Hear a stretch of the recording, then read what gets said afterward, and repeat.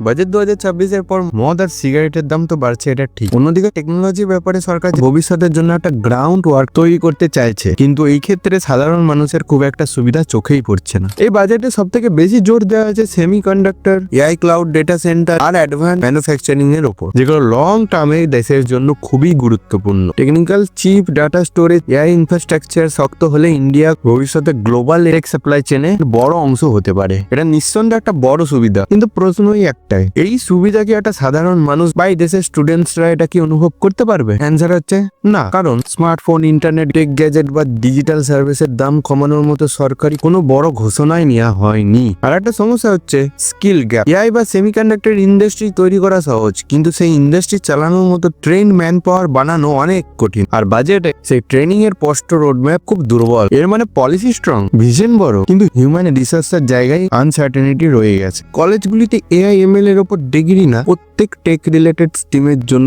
AI ML কে masters করানো দরকার। সিলেবাসে এআই এমএল ঢুকিয়ে দিলাম, সেটাকে থরলি পড়লাম, মুখস্থ করলাম, পরীক্ষায় উগলি দিলাম, বড় বড় নাম্বার পেলাম। না আমরা নিজেরা কিছু করতে পারবো, না ভবিষ্যতে আমাদের দ্বারা কোনো কেউ উপকৃত হবে। তো দ্যাটস শিওর, এই জিনিসগুলোকে কিন্তু সরকারের দেখা উচিত। আপাতত বাজেট 2026-এর টেকনোলজির উপর যে সিদ্ধান্ত নেওয়া হয়েছে, শর্ট টার্মে সাধারণ মানুষের জন্য অনেক সুবিধা কম, আর বাস্তবায়ন যদি ঠিক মতো না হয় তাহলে এই ঘোষণা শুধু কাগজে থেকে যাওয়ার সম্ভাবনাই রয়েছে।